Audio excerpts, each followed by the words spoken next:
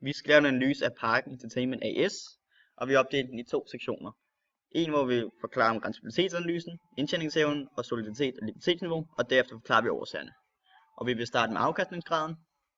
Afkastningsgraden viser, hvorvidt virksomheden er i stand til at generere overskud ud fra det indskudte kapital. Den er steget fra 12 til 13, fra 4,1 til 8,9, og den skal ligge over markedsrenten som 3,4% er tilfredsstillende. For Parken kan det være, at de har investeret i ny cheftræner i 2013, eller fordi de har investeret i nye spillere. For LaLandia kan det være, at der er gået noget i stykker, så de er nødt til at investere i nye vandrutsjebaner, eller fordi de er i gang med at renovere de feriehuse, der ligger i LaLandia. For Fitness.dk skyldes det primært stigning i lokalomkostninger og personalomkostninger, blandt andet grundet et åbning af et nyt center på Fisketræet primo 2013. Så har vi overskudsgraden, som ses her.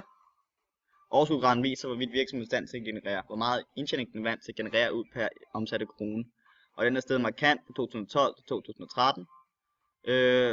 Fra 9,2 til 18,7%, som er tilfredsstillende, som også forklarer den stigende afkastningsgrad, som vi så heroppe.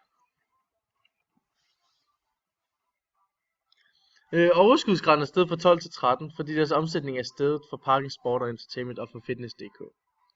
For Parken Sport og Entertainment er den steget med 139 millioner kroner, og for Fitness.dk er den steget med 3,1 millioner kroner.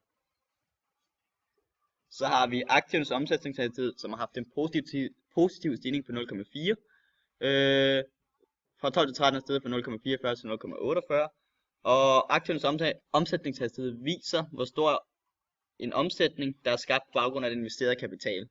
Og selvom den har haft en positiv stigning fra 0,44 til 0,48, så er det ikke tilfredsstillende, at den helst skal ligge over 1.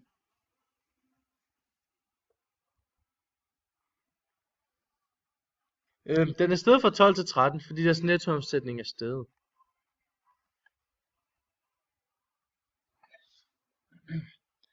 Så har vi egenkapitalens forrentning, som den ses her. Fra 12 til 13 er den steget fra 5,1 til 18,7. Og den forklarer forrentning af de værdier, ejerne er bundet i virksomheden. Og den skal helst ligge over markedsrenten som 3,4% plus risikotillæg på de 8%. Så den skal ligge over de 8%, og som vi ser i 2013 ligger den på 18,7% som tilfredsstillende. Egenkapitalens forrentning den er steget fra 2012 til 2013, fordi afkastningsgraden er steget. Det vil betyde, at virksomheden får mere ud af fremmedkapitalen i forhold til, hvad det koster at låne penge. Så har vi gældsrenten, som fra 12 til 13 er faldet fra 3,1 til 3,0, som er positivt, da vi vil have en så lav gældsrate som muligt. Så går vi videre til indekstallene indtjeningsevnen, som ses hernede. Omsætningen den er godt nok faldet fra 11 til 12, dog er den steget fra 12 til 13. Omkostningerne er også faldet fra 11 til 12, og er yderligere faldet fra 12 til 13. Det gør, at det er en generelt positiv ændring, da omsætningen er steget mere end omkostningerne. Omkostningerne for Parken Sport udgjorde 236 millioner kroner i 2013, mod 239 millioner kroner i 2012.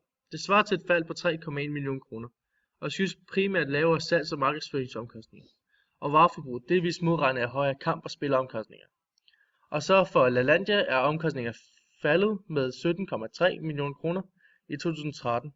Her udgjorde de færre solgte feriehus 8 millioner kroner. Det resterende fald i omkostninger skyldes besparelser generelt.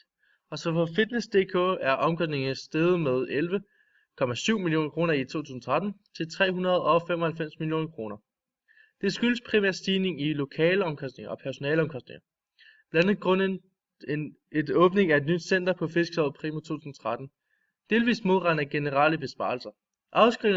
Afskrivninger udgjorde 32,6 millioner kroner i 2013, hvilket er et fald på 2,7 millioner kroner i forhold til 2012 omsætningen. Omsætningen for Parken Sport og Entertainment udgjorde 408 millioner kroner i 2013 mod 268 millioner kroner i 2012, hvilket er en stigning på 139 millioner kroner. Det skyldes basalt FC Københavns deltagelse i gruppespillet i UEFA Champions League i 2013 mod deltagelsen i UEFA Europa League i 2012. LaLandias omsætning blev 416 millioner kroner i 2013 mod 437 millioner kroner i 2012, hvilket er et fald på 21,2 millioner kroner. Heraf udgjorde faldet i salg af feriehus 11,8 millioner kroner. Det øvrige fald i omsætningen på 9,5 millioner kroner skyldes et mindre fald i boligdøgnsprisen samt en lille nedgang i merkøb per gæst. Altså omkostningen i Fitness.dk udgjorde 448 millioner kroner, hvilket er 3,1 millioner kroner højere end i 2012. Det skyldes primært den højere gennemsnitlige omsætning per medlem, kontingent og tilkøb. Delvis modregnet er et lavere antal medlemmer. Så har vi soliditets- og likviditetsniveauet. Soliditetsgraden, som er her, er steget fra 12 til 13. Og soliditetsgraden fortæller, om virksomheden er i stand til at kunne bære et større tab. Og den bør ligge mellem 30 til 40%. Og som det ses i 2013, ligger den på 38,4% som tilfredsstillende. Så har vi likviditetsgraden, som fra 12 til 13 er steget fra 61,2 til 98,6. Og likviditetsgraden kan fortælle, om virksomheden har råd til at betale sine udstående. Den bør ligge mellem 100 til 150%, og i 2013 ligger den på 98,6%, som ikke er helt tilfredsstillende nu, selvom den har haft en kraftig positiv stigning fra 12 til 13. Så lidt omkring det vækststrategi, de bruger. De bruger markedsudvikling, og det er valgt at udvide Lalandia til Billund. Altså det samme koncept, de bruger blot ny geografisk placering. Og så har vi markedsindtræning, da de prøver at forøge deres markedsandele på generelt alle deres forretninger.